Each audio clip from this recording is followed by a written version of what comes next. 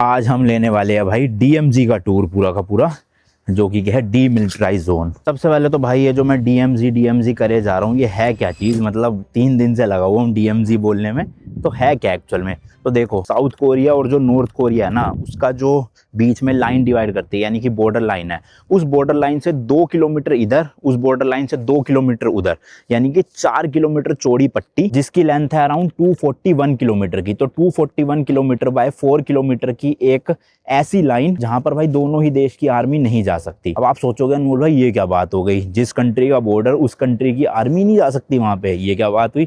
मतलब ये तो ऐसा हो गया कि इंडिया पाकिस्तान का बॉर्डर है और बॉर्डर पे इंडियन आर्मी और पाकिस्तानी आर्मी रह ही नहीं सकती, तो कौन रहेगा, कौन प्रोटेक्ट करेगा। तो जब से इनके बीच में ये ट्रीटी एग्रीमेंट हुआ है, वैसे तो देखो साउथ कोरिया नॉर्थ कोरिया के बीच में वॉर अभी भी चल रही है, डिटेल हिस्ट्री में बताता हूँ अभी थोड़ी देर में, बट इनके बीच में एग्रीमेंट हो गया कि वॉर एक तरह से पोज हो रखी है, समझ लो आप, कभी भी शुरू हो सकती है, वो कह नहीं सकते कब होगी कब नहीं, बट अभी पोज हो रखी है। और ये पोज करवा रखी है America, China and United nation. तो ये जो डीएमजी जोन है ना, डीमिलिटराइज जोन, यानी कि दोनों देशों की आर्मी यहाँ पे नहीं जा सकती। कौन प्रोटेक्ट कर रहा है? जो नॉर्थ कोरिया साइड है वहां पे चाइनीज एंड यूएन आर्मी है, और जो साउथ कोरिया वाली साइड का 2 किलोमीटर का डीएमजी है, यहाँ पर अमेरिका और यूएन के आर्मी है। तो ये लोग जो है वो दोनों देश के बॉर्डर को प्रोटेक्ट कर रहे हैं, और नॉर्थ कोरिया साउथ कोरिया की आर्मी प्रोटेक्ट नहीं कर रही है। तो अभी सबसे पहले हम north Korea and south Korea की हिस्ट्री के बारे में बात कर लेते हैं कि कैसे ये दोनों देश अलग हुए। तो देखो 7th सेंचुरी से लेकर 1945 तक ये पूरा एक ही देश हुआ करता था, कोरिया, और ये अंदर आता था सीला डायनेस्टी के। मतलब आप देख लो कितने हजारों सालों से ये एक ही देश था,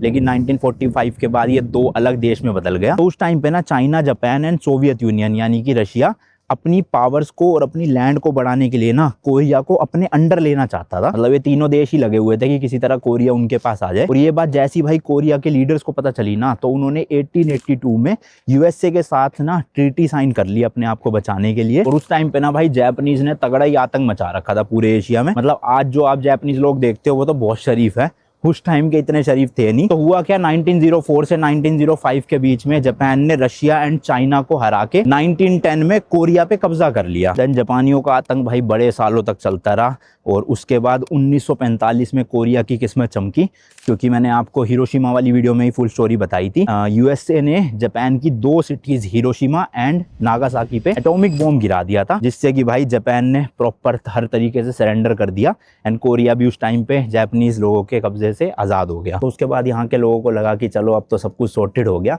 बट जैसी भाई जापान यहाँ से कोरिया से निकला, उसी टाइम ऊपर नॉर्थ साइड से सोवियत यूनियन यानी कि रशिया ने कोरिया पे कब्जा कर लिया, और नीचे साउथ साइड से अमेरिका ने यहाँ पे कब्जा कर लिया। तो जापानीज गए, उसके बाद रशियन एंड अमेरिकन आ गए। जैसे ब्रिटिशर्स ने हमारे इंडिया के साथ किया ना कि जाते जाते बंटवारा करवा गए थे इंडिया पाकिस्तान का, तो उसी तरह से उन्होंने भी जाते जाते पूरे कोरिया को 2 हिस्सों में बांट दिया। ऊपर वाला बन गया नॉर्थ कोरिया, नीचे वाला बन गया साउथ कोरिया। और जो लाइन इनको डिवाइड करती थी उसका नाम हुआ 38th पैरेलल लाइन। ये एक ऐसी लाइन थी जो कोरिया को 2 इक्वल हिस्सों में बांटती थी, और ये सब हुआ था भाई 17 अगस्त 1945 में। और बंटवारे के बाद साउथ कोरिया में अमेरिका ने सिंगमैन करके जो थे उनको अपॉइंट किया, और नॉर्थ कोरिया में रशिया ने किम इल सुंग को लीडर बनाकर दोनों देश यहाँ से अपने चले गए 1948 से 49 में। अब दोनों देशों का भाई बंटवारा तो हो गया, बट एज यूजुअल किसी एक देश को तो एज ए खुजली मचनी थी भाई, और इस केस में वो नॉर्थ कोरिया निकली। तो नॉर्थ कोरिया ने भाई 25 जून 1950 में साउथ कोरिया पे अटैक कर दिया,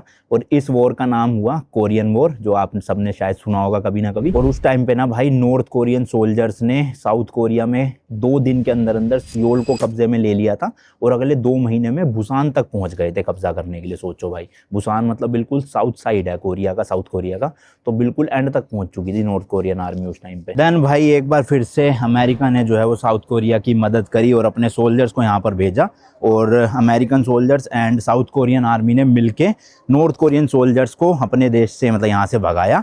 और खाली भगाया ही नहीं, बल्कि नॉर्थ कोरिया में भी कब्जा कर लिया। ऊपर जो चाइना नॉर्थ कोरिया का बॉर्डर है ना भाई, वहां तक घुस गए थे ये अमेरिकन और साउथ कोरियन सोल्जर। सोचो, अपने देश को तो बचाया, उनके देश को भी कब्जे में ले लिया। बट उसके बाद क्या हुआ भाई, अब अमेरिका का दुश्मन कौन? चाइना।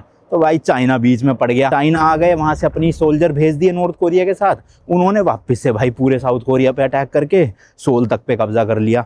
तो ऐसे ही भाई चलता रहा, इधर उधर, मतलब दोनों देश बहुत ज़्यादा डिस्ट्रॉय हुए, बहुत ज़्यादा तबाही मची। बट एट दी एंड फिर यूएन ने इंटरफेयर करके ये पूरा भाई चीज़ रुकवाई, और डीएमजी ये जो जोन है इसकी जो है वो एक तरह से स्थापना की गई कि इस एरिया में दोनों देश की आर्मी नहीं आ सकती है। तो वॉर उस टाइम पे पोज तो हो गया, बट टेक्निकली ये वॉर भाई आज तक चल रहा है, ऐसा कहते हैं, ख़त्म नहीं हुआ अभी तक। तो अभी फ़िलहाल गाड़ी लेके जहाँ मतलब टिकट तो मैंने ऑनलाइन खरीद ली थी इस टूर की, बट अब फिजिकल टिकट वहाँ लेनी पड़ेगी, वो दिखा के ना फ़ोन में। तो ओनर हेल्प करवा रहे हैं, कह रहे मैं चलता हूँ साथ में। उनका ठीक है जी चलिए। ये ओनर मेरे आगे आगे चल रहे हैं, ज़्यादा दूर नहीं है, 5 मिनट ही दूर है, और 12:30 का मेरा स्लॉट है, अभी 5:10 हो रहे हैं, तो वही 12:15 तक पहुंच जाएंगे। फिर 5-10 मिनट टिकट विकेट निकालने में भी सब लगेगा, क्योंकि मैंने बताया ना गाड़ी आप एक पॉइंट तक ले जा सकते हो, उसके बाद उनकी बस में बैठ के चलना पड़ता है आपको, तो इसलिए टाइम से पहुंचूं तो ठीक है, वरना बस ही ना छूट जाए कहीं। भाई एरिया देखोगे ना बिल्कुल सुनसान है, मतलब है ही नहीं बस आवट यहाँ, क्योंकि जस्ट भाई कितना 2-3 किलोमीटर में नॉर्थ कोरिया आ जाएगा समझ लो आप, तो इसलिए बिल्कुल सुनसान है, यहाँ ज़्यादा लोग रहते ही नहीं हैं। और इस एरिया का नाम है पाजू, PAJU, मतलब ये लास्ट गांव है नॉर्थ साइड में साउथ कोरिया का। इसके बाद सीधा DMZ आता है और फिर उसके बाद सीधा साउथ कोरिया, और सॉरी नॉर्थ कोरिया। तो भाई ये गेट पे पहुंच चुके हैं, वो जो सामने बिल्डिंग है बाय, उसके लेफ्ट साइड में टिकट दिखानी है, वहीं पार्किंग है, और ये जा नहीं रहे क्योंकि इनको भी पार्किंग पे करनी पड़ जाएगी, तो इसलिए ये यहीं से वापस लौट रहे हैं और मैं चलता हूँ। प्लस भाई DMZ में मतलब टिकट काउंटर के आगे जाना लोकल लोगों का पॉसिबल ही नहीं है साउथ कोरिया में, और जो आर्मी है दोनों देशों की वो भी नहीं आ सकती DMZ में, जबकि उसका नाम है डीमिलिटराइज जोन। तो वहाँ पे सिर्फ चाइना, अमेरिका और UN की आर्मी रहती है, चाइना और UN रहती है उस तरफ, अमेरिका और UN रहती है इस तरफ साउथ कोरिया की तरफ, मैं आपको बता चुका हूँ ये। तो इसलिए भाई चलते हैं फटाफट से, ज़्यादा देर नहीं करते, कहीं बस छूट जाए अपनी।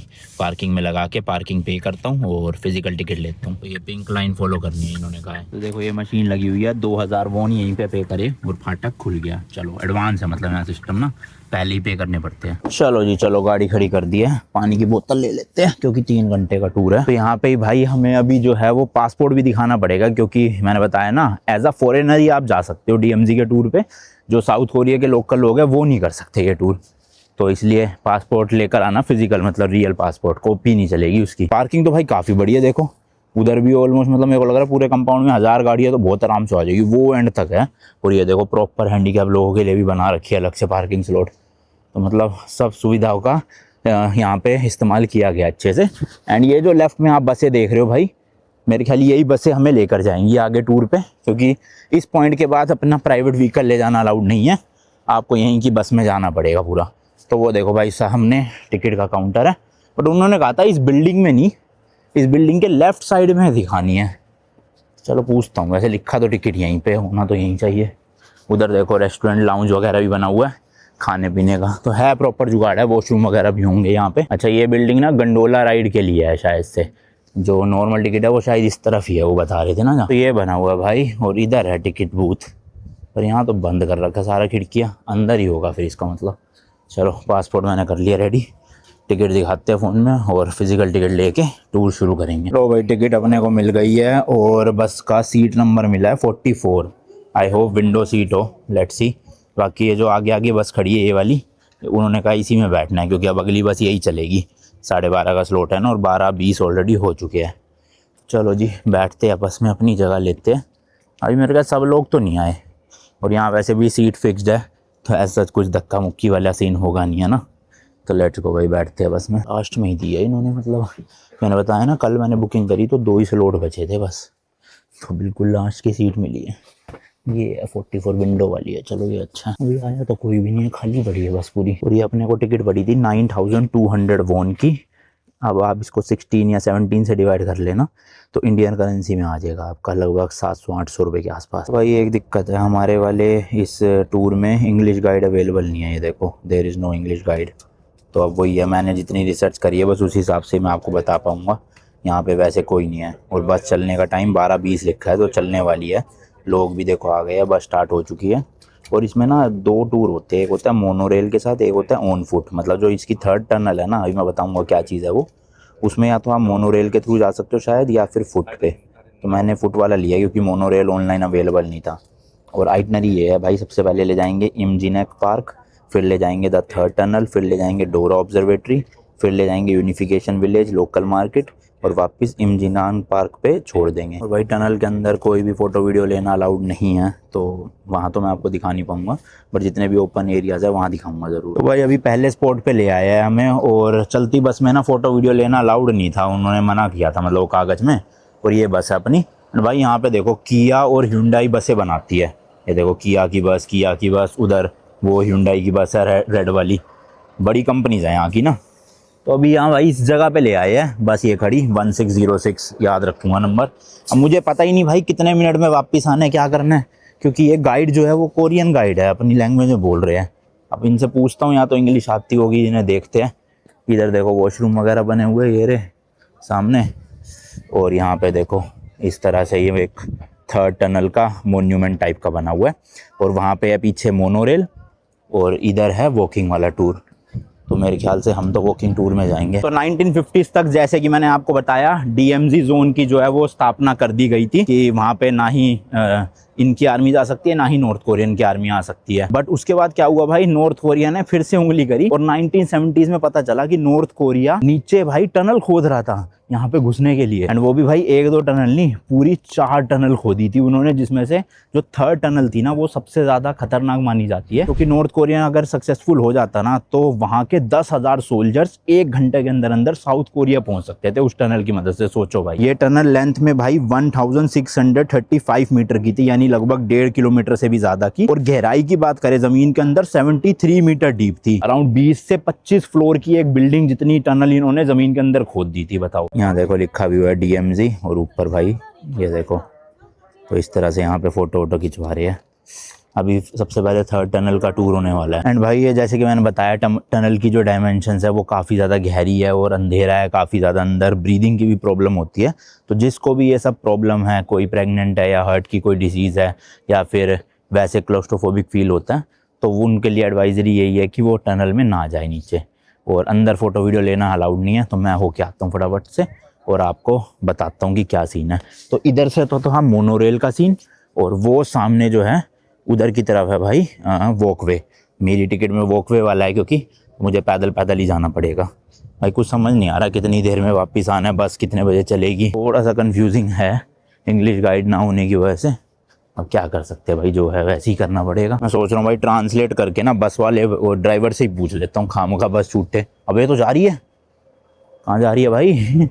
अच्छा नहीं लगा रहा होगा शायद, पूछ लेता हूँ। पूछ लिया भाई ट्रांसलेट करके। अभी 1 बजे है करेक्ट, और 1:55 पे बस चलेगी। तो यानी अपने पास 50 से 55 मिनट है टनल के अंदर नीचे जाके टनल से बाहर वापस आने के लिए। तो चलो भाई चलते हैं। इसके बाद से फ़ोटो वीडियो अंदर अलाउड नहीं होएगी। थोड़ा यहाँ पे लिखा हुआ है कोरियन वॉर का, तो ये मैं सब आपको थोड़ा बता ही दिया है। मतलब ज़्यादा डिटेल में जाऊँगा तो भाई लंबी वीडियो हो जाएगी। तो जितना मैंने इन्फॉर्मेशन दे दी वो है। टनल के बारे में थोड़ी बता देता हूँ। यहाँ पे देखो ये बना है ना, देखो यहाँ पे लिखा हुआ है साउथ कोरियन मिलिट्री को पता चला था इस थर्ड टनल के बारे में एक नॉर्थ कोरियन से ही, जो वहाँ से शायद भाग के आए थे। उनका नाम है किम बू सियोंग, देख रहे हो। तो 5 सितंबर 1974 को वो भाग के आए थे, और उन्होंने क्लेम किया था कि उन्होंने जो है वो एक टनल मतलब पता लगी है उनको। तो फिर साउथ कोरियन आर्मी ने एक्शन लिया, और भाई यहाँ पे जो है वो टोटल कितनी टनल निकली थी वो मैंने आपको डिटेल में बताई दी। उसमें सबसे खतरनाक थर्ड टनल ली थी। तो देखो साउथ कोरियन साइड में इन्होंने 3 ब्लॉकेड यानी 3 दीवारें खड़ी कर दी थी, 1, 2, 3, ताकि इस टनल से कभी कोई आ ना पाए। और अब इस टनल को एज ए टूरिस्ट डेस्टिनेशन भी बना दिया गया है। तो अंदर ये सब होगा भाई, एयर सर्कुलेशन के लिए पाइप्स लगे हुए अंदर देखो। और फिर लोअर प्लेटफॉर्म है जहाँ तक मोनोरेल जाती है। तो अगर आपको पैदल चलने में दिक्कत है आप मोनोरेल वाला ले सकते हो। मुझे मिली नहीं टिकट, पता नहीं भाई कहाँ से मिलती है। तो चलो चलता हूँ मैं फटाफट। देख सकते हो अंदर फ़ोटो वोटो लेना अलाउड नहीं है। तो मैं जाके एक्सपीरियंस लेके आके आपको बताऊँगा कैसा रहा। वैसे एज सच मुझे कोई दिक्कत तो नहीं है, इतना ना क्लोस्ट्रोफोबिक फील होता है, बट फिर भी देखेंगे अगर बिल्कुल अंदर तक जा पाऊंगा या नहीं। देखो अंदर अलाउड है वीडियो बनाना, लेकिन टनल में अलाउड नहीं है। तो इस तरह से ये भी बना हुआ है यहाँ पर। ये साउथ कोरियन आर्मी है शायद से, मतलब आर्मी रियल नहीं है, उनके स्टैचूज़ है। और इधर देखो भाई लॉकर वगैरह भी बने हुए हैं। यहाँ पे आप अपना सामान रख के फिर नीचे आराम से जा सकते हो, बैग वगैरह। तो यहाँ लॉकर में रखता हूँ बैग, और वहाँ से एंट्री है भाई। देखो ये वो रही सामने, वहाँ से अंदर जा सकते हैं। एंड एक सोविनियर शॉप भी है, देखता हूँ कुछ फ्रिज मैग्नेट ले लेता हूँ। देखो स्टिकर्स वगैरह और भी बहुत चीज़ें मिल रही हैं। बट मेरे को ना भाई वहाँ के नोट चाहिए नॉर्थ कोरिया के। साउथ कोरियन करेंसी तो मिल ही गई है ऑब्वियसली, वहाँ के करेंसी, क्योंकि मैं पता नहीं कभी ज़िंदगी में जाऊँगा कि नहीं जाऊँगा वहाँ पे। तो इसलिए सोच रहा हूँ नोट मिल जाए ना यहाँ से किसी की दुकान पे, करेंसी नोट्स, तो बढ़िया हो जाएगा। Let's see. बाकी तो मुझे तो भाई ये अच्छा लग रहा है। 7,000 कोरियन वॉन का है, यानी कि 500 रुपये का। इसमें देखो PS लिखा हुआ है साउथ कोरिया, और उधर नॉर्थ कोरिया, P से उनकी कैपिटल सिटी है। तो ये अच्छा लग रहा है DMZ कोरिया ना, ये ले लेते हैं। A few minutes later. ओ भाई मज़ा सा आ गया, बड़ी सांस चढ़ रही थी। एक तो बहुत ज़्यादा ना स्टीप है नीचे टनल, तो मैं डिटेल में बताता हूँ आपको हुआ क्या क्या। सबसे पहले तो लॉकर में आपको अपनी टोपी, अपना बैग और अपने मोबाइल फ़ोन, कैमरा सब कुछ रख के जाने होते हैं। मुझे लगा था फ़ोन ले जाने देंगे बट शूट करना अलाउड नहीं होगा, बट एक्चुअल में ले जाने भी नहीं देते भाई, सब कुछ लॉकर में रखवा दिया। देन उसके बाद एक येलो कलर की वो कंस्ट्रक्शन वाली टोपी सी होती है ना, वो दे देते हैं, मतलब हार्ड शेल वाली, क्योंकि टनल के अंदर जा रहे हो ऑब्वियसली सेफ्टी मैटर्स भाई, कभी टनल से कोई पत्थर वत्थर गिर के कुछ हो गया तो इसलिए प्रॉपर प्रोटेक्शन आपको देते हैं। देन भाई शुरू होती है जर्नी। लगभग आप समझ लो 30 से 35 मिनट लगते हैं बाय वॉक आपको नीचे से ऊपर आने में पूरा, तो आपको ये फिर भी 1 घंटा दे रहे हैं तो सही रहता है। मतलब डिपेंड करता है आपके चलने के ऊपर, आप कितनी देर रुक के आओगे। ऐसा कोई नहीं है कि 30 मिनट में आना ही आना है, आप 40 मिनट भी ले सकते हो, 50 मिनट भी ले सकते हो, बट अगेन बस चली जाएगी 55 मिनट बाद, तो आपको उस हिसाब से आना है। मुझे टोटल मेरे ख्याल 40 मिनट लगे, मैं तो आराम से डिटेल देख के आ रहा था सब कुछ। और एक चीज़ की मुझे गलतफहमी हो गई थी पहले, मुझे लगा जो 3 बैरिकेड थे ना वो साउथ कोरिया ने अपने टनल के स्टार्टिंग की साइड पे लगाए हुए हैं और फिर उसके बाद टनल शुरू करी है, बट ऐसा नहीं है भाई। यहाँ से टनल जो शुरू होती है वो आप चलते जाओ बिल्कुल एंड में जाकर, जहाँ पर DMZ जोन आ जाता है, यानी कि जो डीमिलिटराइज जोन शुरू हो जाता है, उससे पहले इन्होंने 3 बैरिकेड लगाए हैं, 3 दीवारें लगाई है। और उस तीनों दीवारों की जो फर्स्ट वॉल है ना साउथ कोरिया साइड में, वहां तक आप टनल के अंदर जा सकते हो। तो आप सोचो भाई लिटरली उस दीवार से जो DMZ का जोन है वो कितने कुछ ही कदमों की दूरी पे है, और फिर कुछ ही मीटर्स पे नॉर्थ कोरिया शुरू हो जाता है। सोचो मैं नॉर्थ कोरिया के इतने पास होके आ चुका हूँ भाई वहाँ पे, जो आज का नॉर्थ कोरिया, जो आज की DMZ लाइन है और आज का बॉर्डर लाइन है उसके हिसाब से। पहले क्या था वॉर से पहले, वो सब भी दिखाऊंगा मैं आगे चल के आपको।